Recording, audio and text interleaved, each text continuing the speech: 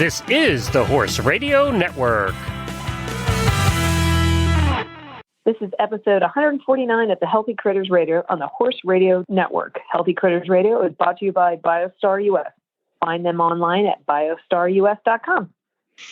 On today's show, we discuss the art of reading horses' body language. In Patipedia, we focus on tips for shipping horses across the country.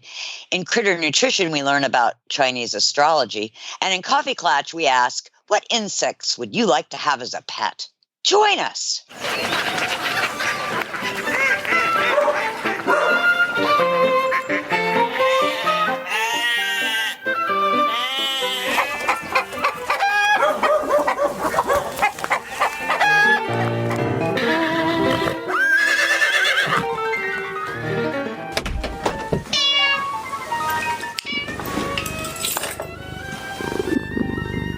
Hi, I'm Tigger.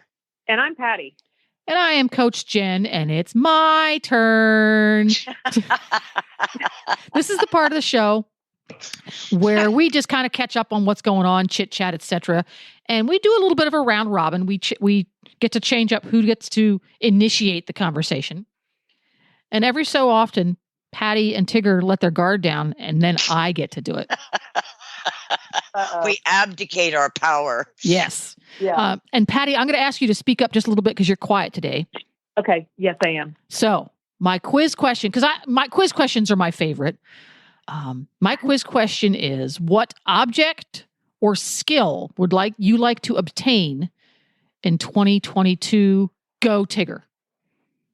What object or skill would you like to obtain in 2022? Oh, this is a good one. I want to fly?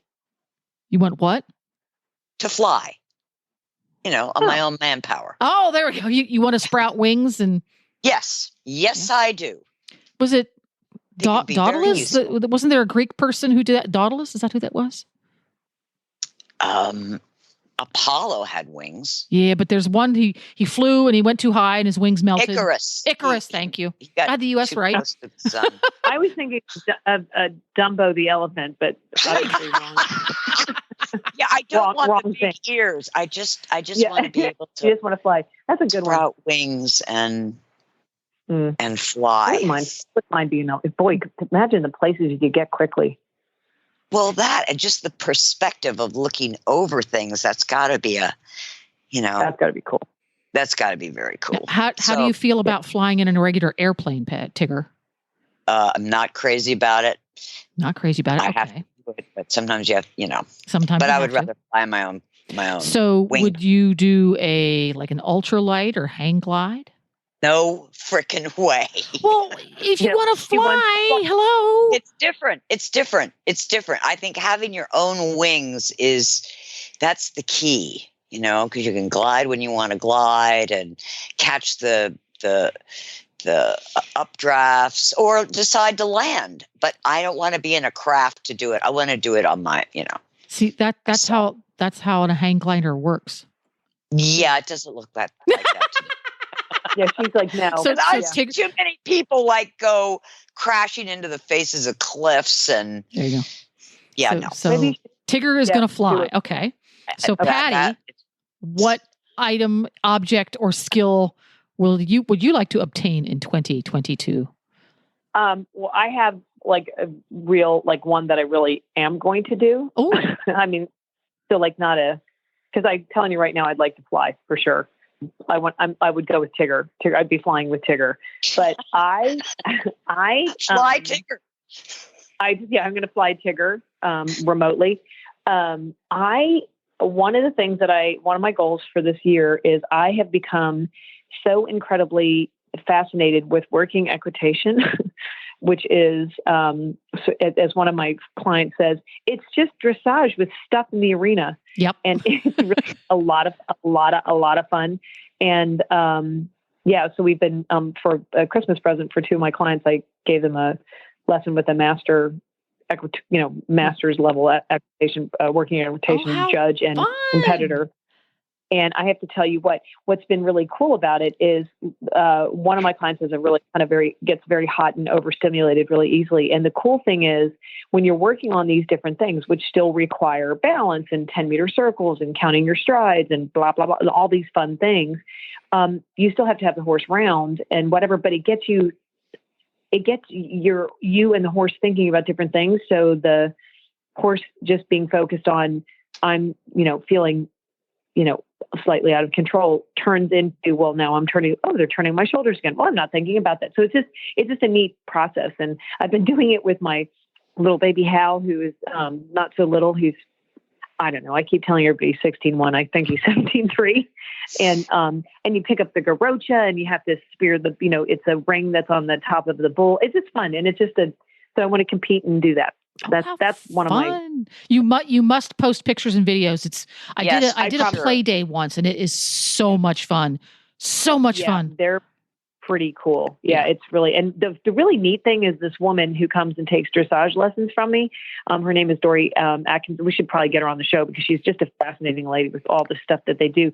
But she's going to loan me her master's horse to compete. Oh, wow. I know. So I've ridden right before we left to come down to Florida. I got to take 2 lessons on him. And the cool thing is from the dressage part of it, I was like, I'm helping her get the horse quicker and, and more under to get the changes better and, helping her with the dressage part, which helps with all the working out. It's so fast. There's a lot of rules to it, but they make sense once you look at it. And, it's just fascinating. It's just fascinating. So it's just fun. There you go. So that's my goal. What about you? Do you want to fly with me to one of my working equitation things when I send Tigger remotely? Unlike Tigger, I do not have a burning desire to see the earth from thousands of feet up. Okay. I do not. Object or item or skill, I would like to get better at letting go of control of things. That's what I want to be. I want to be better at letting this. It's okay. It can happen that way. I don't have to fix everything. Yeah. I'm a fixer. So I'm going to work on not being such a fixer. I think that's just ingrained into the female gene genetic pool. There. Yeah. I think that's how, we made it through the last 15,000 years. Men went off and hunted and we problem solved. Yes. And took care of things. Yes. And we found their bow and arrow for them when they forgot where they left it. Yes. Yes. Exactly. Yeah. I feel like bow and arrows. Yeah. That's a really quite a good one. There you go. I wouldn't mind. I was trying to come up with something that I could apply to a lot of things, so I would only have to obtain one skill. It's like, I can apply that to lots of stuff. That's only one skill. Do that one. Well, the skill I have been working on for several years is giving up expectation, which of course is related to control. Absolutely, you're right. Giving up the picture. Yeah. Yeah, just letting it be whatever it's going to be and not getting in a huff about whether it wasn't the way I wanted it to be. Excellent. That's hard to do, though. It's so hard to do. Yes. I mean, consistently. Yes. Yeah. Yes. Yeah. That's very hard to do. Yes. And I think you're going to find that trait in any successful self-employed person. A business owner who has developed and made they're all like that because that trait is also what creates the drive to create a successful business, whether like you, Patty, it's a business where you ride horses, or like you, Tigger, it's a business where you create a product and sell it to the public. That deep need to expect a certain level of success at all times is a driving force behind the success of the business. Well, that's interesting because the book I listened to driving down here to Wellington was about Amazon. And what struck me about Jeff Bezos, yes, he had a vision But where he really shined was in finding, attracting, hiring the best people in various, whether they were engineers or coders or customer service, and then instill in them this passion for the vision so that they gave up their weekends, their personal life, and just dedicated themselves to Amazon. Yes. What is so intriguing to me about him is that he didn't, the expectation wasn't what drove him. It was the vision. Mm-hmm. And the vision is far less specific. And I mean, I can say in my case, I didn't have any expectations of where, I mean, if you had told me when I started Biostar it would be where it is today, I would have said, no freaking way. Yeah. So in that regard, I have never, in business, my expectations are kind of different. They're more in like, you know, the excellence of the product and the excellence of the customer service and in the details of the company. But in the big picture, I've really, I don't have that other than, you know, the whole food vision, but I don't have the kind of expectation. We're going to do this amount of sales and da da da da. Mm-hmm. No, I learned long ago to throw that out the window because it's too limiting. When you put a number on something, you limit yourself because the universe could be giving you, you know, a whole lot more. Mm-hmm. Mm. So my problem with expectation is more in my personal life, expecting friends, family, dogs, you know, events to be the way I think they should turn out. And that's yeah. And, you know, like I knew in my mind driving down to Wellington that there was going to be traffic. I had no idea it would be as bad as it was. And because I already had programmed myself to, you know, be prepared, it's going to be the fact that it was so bad that what normally takes 9 hours took 12 just to get to Georgia. I was constantly fighting with the expectation. You know, that was my struggle as I was driving and getting annoyed and getting, you know, very type A and wanting to yell out the window at some idiot driver, you know, just neutral, let go of the expectation. You already knew it was going to be a tough drive. Okay, just settle in. Yes. So, and thus your need to develop the skill of flying yourself. Correct. Yay, we've come full circle. And now we're at Roundtable, and I was inspired by an article in The Horse, 7 Signs to Recognize in Equine Body Language. And at first when I looked at it, I went, oh, come on, you know, horse people know body language. But reading this article made me realize, well, maybe we need a primer. And what really struck me was this section called I'm Stressed. This is a quote, horses in acute stress display fairly recognizable body language. They might have forward-pointing ears, wide-open eyes, wide nostrils, a high head, a stiff stance, a raised tail. They might blow out through their nose. Horses coming out of stressful situations often lick and chew as an involuntary reaction. I'm going to stress that, involuntary. Simply put, this occurs because switching from a sympathetic nervous system response to acute stress to the parasympathetic nervous response, rest and restore, causes the horse to go from a dry mouth to a wet one. As the horse begins to salivate, he licks and chews.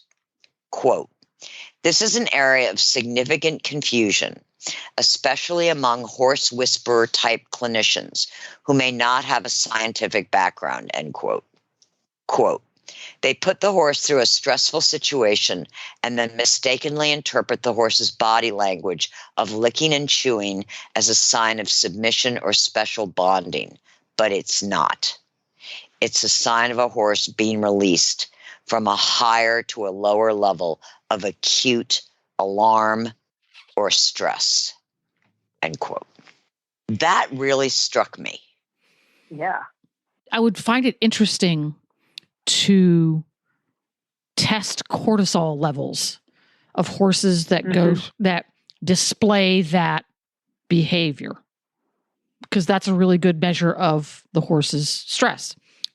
Measure the cortisol level when they're stressed, measure it again immediately after they lick and chew, and see the differences, because that process is displayed by horses under many different circumstances. Yep. Nigel, 100% of the time when he's getting his feet done, every time she finishes with a front foot, she picks up the front foot, she trims it, she puts it down. He licks and chews and yawns. Picks it up, puts the shoe on, puts it down. He licks and chews and yawns. He's holding his foot up. I find it a little, and he's not even tied up. He's just standing in the alleyway holding his foot up. So I'm really curious to see under different circumstances if we see differences in cortisol, because I personally think that that physical act is much more complex than just a change in sympathetic versus parasympathetic nervous system. I think it's more complex than that. That's just my opinion, but it's the round table. Yeah. Well, it's so interesting because, when if you do round pen work, Tigger, you used to do tons of stuff like that. I mean, one of the things you wanted them to do is stop and chew and look at you, You're sort of raise their stress level and then turn back and get them to kind of get on you and, relax and chew. And I will tell you, Tigger, I think you would agree, that you can get them to get on you when you move them around and turn their body. And when they start to chew and do that, that they're paying attention to you, but I get now I'm going to wonder why. Me too. But I thought I knew. And I think what's important about what she points out is that they're not joining up. And that's how in general, we've interpreted it that it's almost a sign of submission. And really it's just the two different, nervous system responses. And the licking is because they're creating saliva now. Interesting. Yeah, it's really interesting. Yeah. I don't know what to think about that. I don't know what to think about. I don't either. That's why I wanted to have it as a round table, because then it got me thinking, the horses create like 12 to 15 gallons of saliva a day. That saliva is a bicarbonate, so it reduces acid, the acidity in the stomach. Okay. So that's interesting. So it makes sense when they're stressed that they're not going to be producing a lot of saliva. Yes, that does make sense. So if they're not producing a lot of saliva, that they're probably got higher levels of acid in the stomach. But let's take that one step further, because one of the things that you want to do when you're riding, especially in dressage, is you want them to have a foamy mouth, which obviously that would be good for their gut, right? But one of the things that you like to see is when they start to chew. They chew and start to salivate. But that's showing you that they're not in a heightened stress. It depends on their action of chewing. The horse that crunches on the bit intensely is not a relaxed horse. And also, when you think about it, the whole foamy mouth thing, which frankly is new, in 1968, nobody cared if your horse had a foamy mouth. Nope. But think about it. He's creating saliva. He's not swallowing it. It's not doing his tummy any good at all. It's all dripping out the front. Yep, that's true. Although hopefully they're swallowing, because they can't swallow. If they're on the bit, they can't swallow physically. They have to be able to get in front of the vertical in order for their body to physically swallow. So if your horse has a foamy mouth and he's creating a lot of saliva and he's taking a break frequently going, oh, thanks, he has that opportunity. But my my theory is if all of it's dripping out the front, yes, he's creating a lot of saliva, but where's it going? The reason people want saliva is because it's cool looking and it's an instantaneous way to say, look, my horse is relaxed. Just like the whole, look, my horse licked and chewed. He loves me. Yeah. It's oversimplifying a very complex process. Yes. And that's the whole reason for the sugar cubes, the marshmallow fluff. Yes. Yeah. All the things. Yes. Yeah. Well, also too, when they're friendly like that and they do salivate, and and there's also, because we make this whole conversation about, when they have like long, stringy drool versus a little bit tighter foam, which is supposedly when they've activated, the salivary glands because they're on the bit, type of thing. But I mean that there's that whole concept too, but also, when they do that in the marshmallow fluff too, if I understand correctly, part of that too is to show that, to hide if their mouth is open, if they're pulling the sides of their mouth back, where they're open. I never thought of that. Huh. Yeah. Well, it hides stuff. It does. Never thought of that. Wow. Interesting stuff. I know. So yeah, that's interesting. It makes me kind of reconsider what maybe I assumed about what horse language is showing me and how I'm interpreting it. I may not be reading them right. And not just in this area, but in other areas. And that's not a bad thing to say, okay, maybe I need to pay more attention or have less of an expectation of what I think it is. There we're back to the expectations. We're doing so many circles today. We full circled on that. Again. That's funny.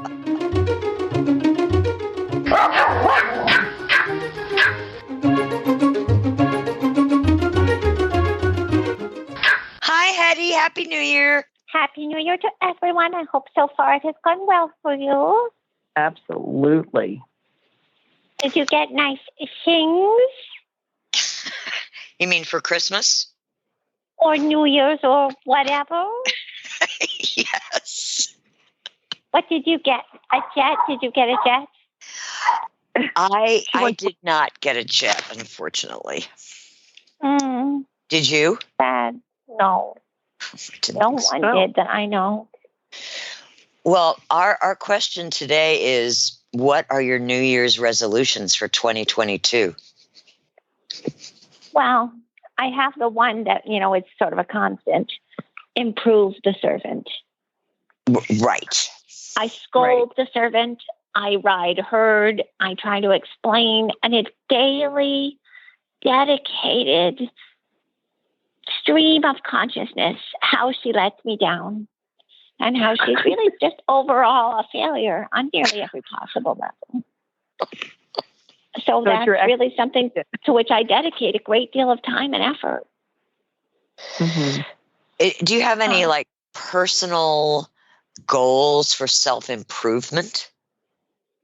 Well, I mean, I hope to hone my critiques to make them more meaningful because so far, despite my years of effort, she remains totally inadequate. How about yourself? Are there any areas of your personality that could be tweaked? I suppose I could be more adorable. How? Okay. How could I be more adorable? I mean, I'm so cute and I'm so lovable and I'm so easy to get along with. Yeah, that's exactly what I would have on the top of the list. Well, perhaps you would not, but everyone else would. I'm sure our many fans will write in to say they adore me. Well, I'm glad you don't need any self-improvement, Hetty. That certainly shows great confidence and look at my selflessness, dedicating my time to improving the servant. Well, yes, I didn't look at it that way, but you're absolutely right. Yeah. Anything that you would like to self-improve in the world? Oh, yes, there are many things. My biggest concerns are environmental. I am very concerned about global warming. Do you know that over Christmas in upstate New York, there was no snow? No snow. It was above freezing. And this sort of thing cannot be attributed simply to a polar vortex parked over Siberia. That is an immature way to understand climate change. We must address this issue. We must address climate, the factors producing climate change. It is time to wean ourselves off of fossil fuels forever before we doom our planet to extinction. And all the Pomeranians on it. I was more concerned about the whales. Do you know 2 new baby right whales were born? 10 and 11 now. Oh. Oh. It's good news for the little whales. Yeah, that's the biggest. Of course, they'll be killed by propellers or something, but, at least they will have been born. Well, on that uplifting note, thanks for being an environmentalist and looking out for the whales and looking out for your servant as always. I wish I could meet a whale. We'll put that on the list. We could arrange that. We'll arrange that for you. Like a nice orca.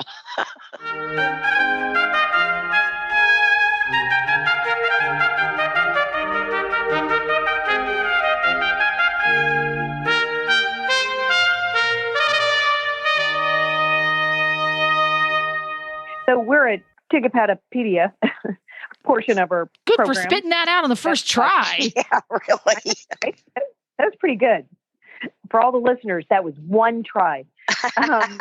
I just made a trek across the country, and I thought it would be a great idea for us to have a discussion and give some tips for shipping horses across the country.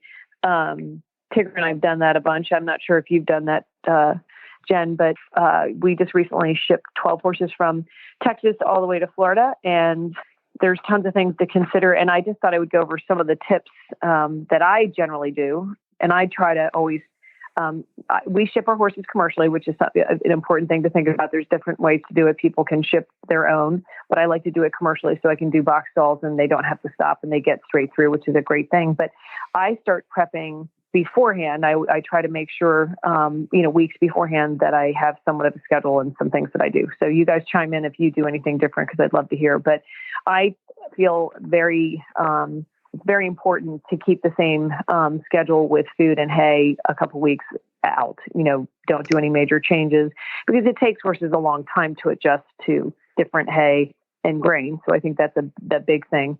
But one of the most common practices, and I know both of you guys will know this, is we all used to oil. Remember, Tigger? We would oil our horses before we'd get them. Mineral oil. Oh, mineral. What were we thinking? Well, and again, for so many reasons, it was a little bit barbaric, but for listeners that don't know anything about what that means is that they pass a tube down the horse's nose and they put oil into their stomach so they will keep their intestines continuing to go, because once they get on a trailer and they become stressed and they don't eat as much because they're, horses are in constant peristalsis and they can't eat the whole time, or if they run out of hay, that can make them colic and be an issue. But so many reasons why. How many times have you guys seen it done where they would nick a vessel and then the horse would be bleeding? And it was just, to me, it's just such a barbaric thing, forcing something down the horse's throat. Now, I don't even know vets do that anymore. I think they just run fluids, but anyway, that's something we don't do anymore.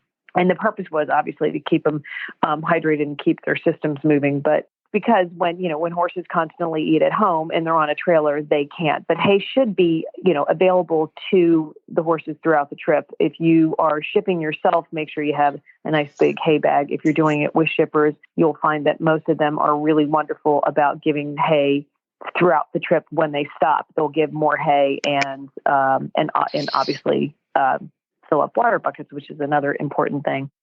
I find it very helpful because my good friend Tigger told me so, that I give my horses salt every day, which also keeps them on a daily basis hydrated, making sure it encourages them to drink, especially when weather changes. But I do that I really make sure that's a big effort before the trip, because dehydration, which is the number one issue for traveling with horses, can start days before you ever see the effects of it. So it's just super important to make sure they're drinking and and that they keep drinking water. And I mentioned before, don't make any big hay or grain changes before the trip, because it takes weeks for them to adjust.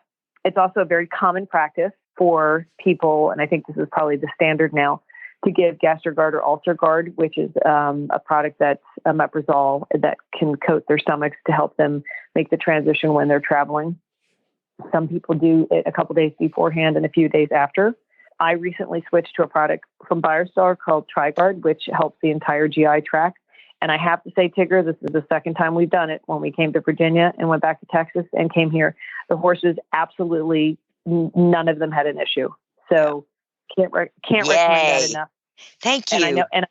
And I know a gal that you can get it from.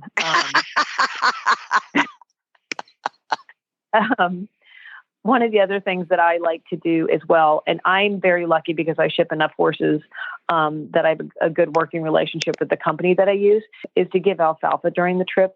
If you ship commercially, that can be a bit of a thing, because I like to give the regular hay and some alfalfa, but alfalfa is just very good for their tummy. So that's just a nice little tip for when they get off the trailer and they're feeling good. Hey, I'll interject right here, because my horses don't typically get alfalfa. Mm-hmm.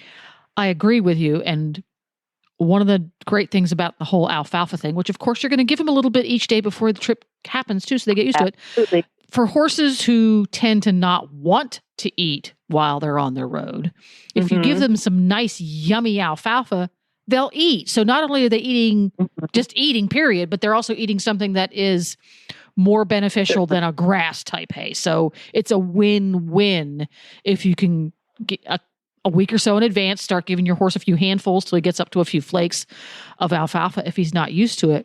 When we shipped my previous horse, Beaker, down here, we shipped him commercially from Kentucky to Florida. The company I used feeds the horses alfalfa out of hay nets on the road. That's just standard operating procedure. Mm-hmm. He didn't want to get off the trailer. He's like, no, I'll just stay here. You can just travel around the country. I'm good. Good. Yeah. Yeah. Yeah. Let me get this last bite. I'll be with you in a second. Yep. Well, and one of the things that brings up kind of another point that I do as well is I do first, for us, because we're coming to a different location, a different place, and, we're here for more than 1 month, or, we're here for 3 months. Make sure that where you're going has the hay that you're feeding, because you don't want to get down somewhere or for us for sure here. And even if it's the same type of hay, like say you feed Timothy or you feed orchard grass, it's going to be coming from all different places in the country. So it's not the same. So make sure you bring some of your own hay to transition on to whatever hay you'll end up getting, because it still can be a hard adjustment, different soils it grows out of, all that good stuff. That's a big one. That's a really big one. Yep, it's a big one. And also making sure that you can get your same grain. Down here, it's pretty good, but there are certain products in Texas that you absolutely can't get here. And last but not least, and this is kind of an interesting one, I'll be really curious to hear what you guys say. Years and years ago, I will wrap my horses from head to toe. I no longer do that. I just ship them in bell boots to make sure they're protected that way. I have just found over time and done a lot of reading about how hot they get and how hot their tendons get when you keep them completely wrapped. Now, I'm not saying it's the wrong thing to do. It's just, for me, I know my horses well enough. I put on a nice soft bell boot in case they get tousled around on the truck at all. But I just don't put anything on their legs anymore. What do you guys think about that? I also was a shipping bandages from coronet to knee and coronet to hock. That was standard operating procedure for most of my life. Although the first time I ever shipped a horse commercially, they said, we'd really rather you didn't put bandages on them. And I said, fine, bell boots, because they had shoes on.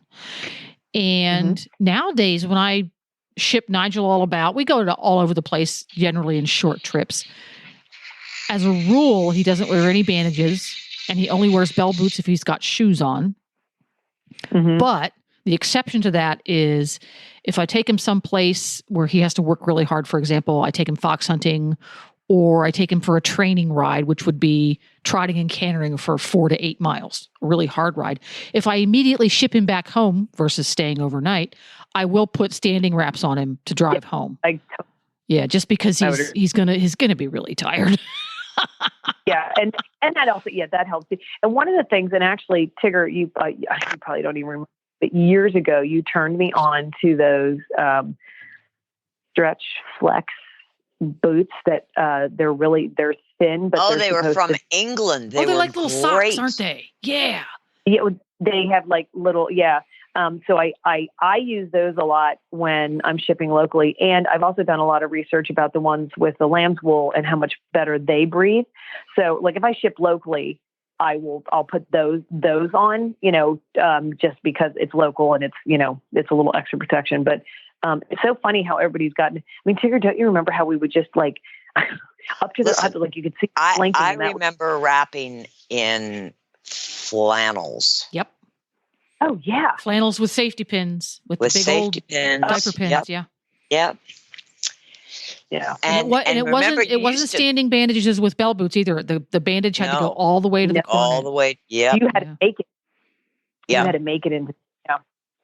And and all the ads in the horse magazines for all these different shipping boots. Yes, shipping boots were the rage there in the 80s and early 90s. They went up over the knee and and then you would get to wherever you wanted to be, and if they weren't a stiff enough fabric, they would be falling down around their ankles. That was a panic. Do you remember any of those? Yes. And then they started making really, really, really stiff, and they were so hot. Yes. It was so hot. Any horse that was a jerk in the trailer, all they did was step on them and rip them right off, and you get to where you were going, and they were standing on top of them and pooping on them. Absolutely. And so that's to get them off. That's so interesting because we used to run a quarantine facility, and my husband would go up to Newburgh and pick the horses up, and he did it for about 6 months to 8 months, and he said, Patty, I'm not shipping them. He said they just kick and kick and kick and kick, and they're unhappy. So he was someplace and he took all the wraps off, and the horse stood like a champ. And that's when I started to really think, I'm like, what are we doing to them? Is this for us or is it for them? Right. So I'm very, very big on that now. Funny how we all evolve. That's why I can't get rid of all those extra shipping boots I've got laying in my tack room. I keep taking them to the yard sale, and no one will buy them. Yeah. Yeah. There's a reason. Nobody wants them.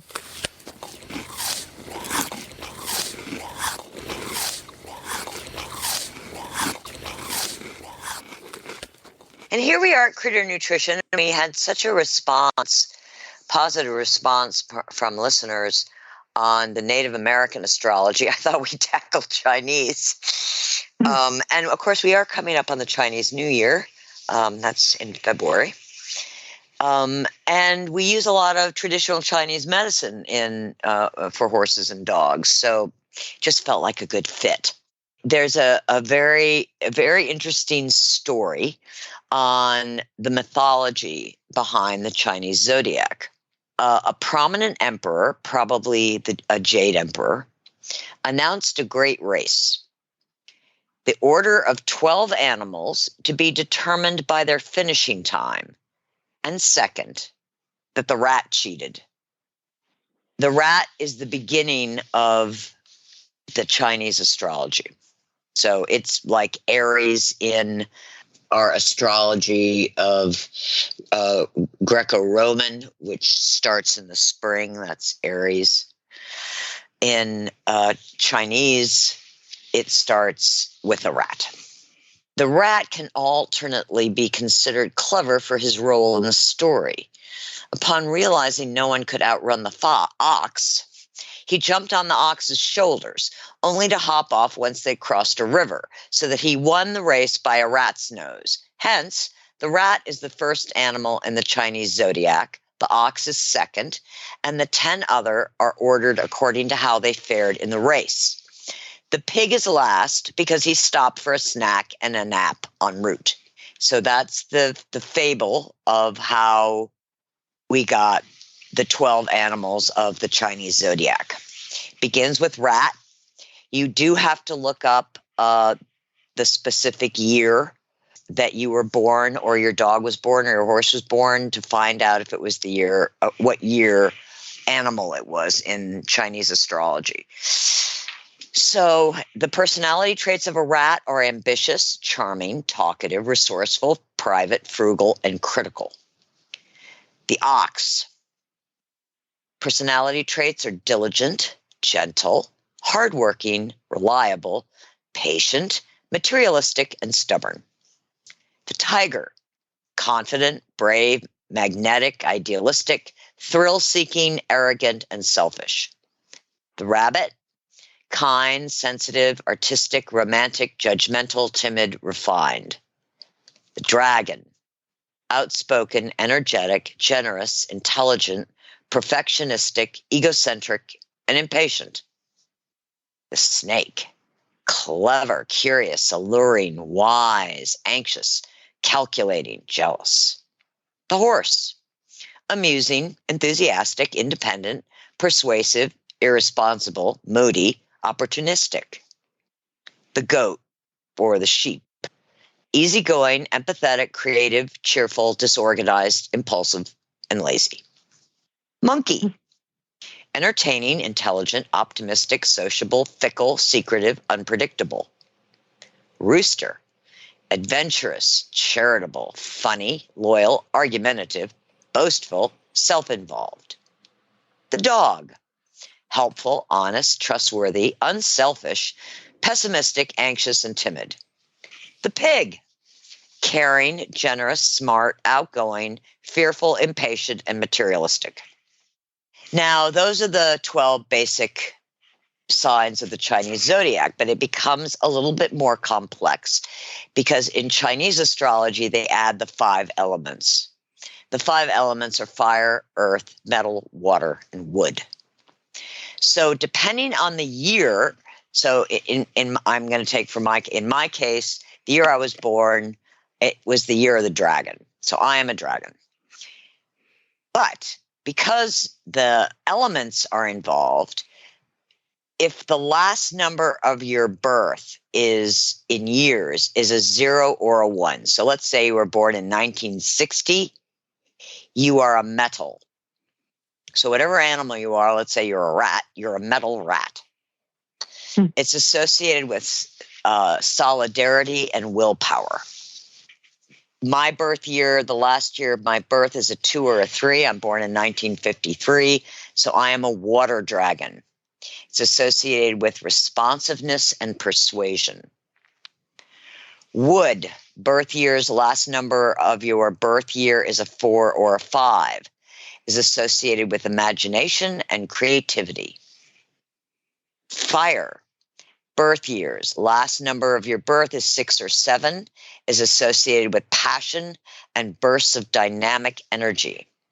Earth, birth years, the last year of your birth is an 8 or a 9, and it's associated with down-to-earth qualities that encourage focus and commitment to achieving your goals. So this makes Chinese astrology a little bit more, I don't want to say complicated, but I will say interesting. Patty, do you know what year you were born? Yes, you know 64. I was looking, so I'm a wood dragon. Does that make sense? No. Are you a dragon? Well, that's what it says, 64 for Chinese. So it says wood dragon. Does that make sense? Oh my God, we're both dragons. That doesn't surprise me. No, it doesn't surprise me either. Not, yeah. Jen, how about you? I'm a rabbit. There we go. And what element is associated with you? 3 is water. Ah, you're a water rabbit. Which is funny because I'm not, I did this a lot with Dr. Ying. We did a whole series of stuff on the elements. And aside from the astrological signs, the elements, I'm very much a metal, which is interesting. But if you look at if you take a very wide view of the traits of any given, you can attribute the traits to different parts of your life. And when I looked at it, I went, oh, well, yeah, I do have some of that water stuff going. Yeah. Oh, that's cool. It's So- pretty fascinating. Yeah, I'm intuitive. Yes, and creative. I'm creative. I'm faithful. Even tempered, not so much. Well, there could be other aspects. Finicky, yes, I'm finicky.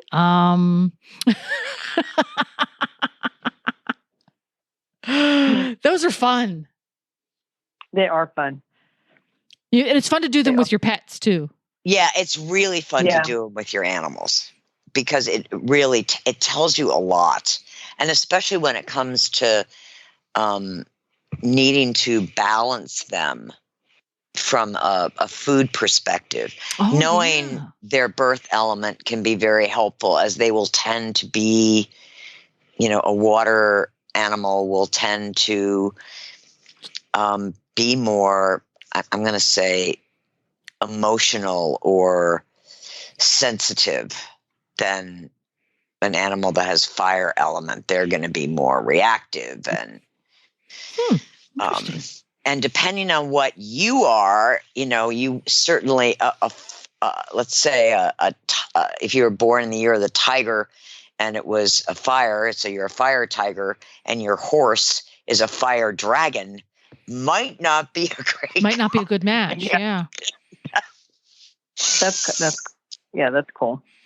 So anyway, enjoy Chinese astrology is really fascinating. And of course, in the real Chinese tradition, every single day in the new calendar is either a pig or a rooster or a tiger or a dragon, and it will affect whether you should plant or whether it's a good time to make a purchase or whether it's a good time to get married. I mean, they have it down, daily. Like the Greco-Roman astrology that we know. But I really enjoy the Chinese and Native American astrology because it's more, earthy. It's we can relate to all these animals. I can't really relate to, the constellations as well.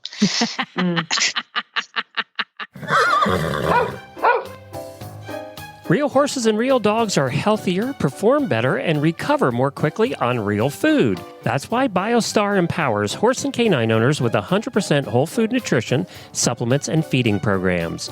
Biostar products are made at their own certified non-GMO facility in Gordonsville, Virginia, using real fruit ingredients that are raw, freeze-dried, or dehydrated, never cooked, and are free from artificial flavors, colors, soy, corn, wheat, and molasses. The Biostar product line includes a wide range of whole food, horse and dog supplements, treats, and unique artisan poultices that embrace the ancient and traditional uses of clay and plants. Visit biostarus.com today and learn about whole foods and canine and equine nutrition so you can make the best decisions about the care and health of your horses and dogs. That's biostarus.com. Whole food nutrition the way nature intended.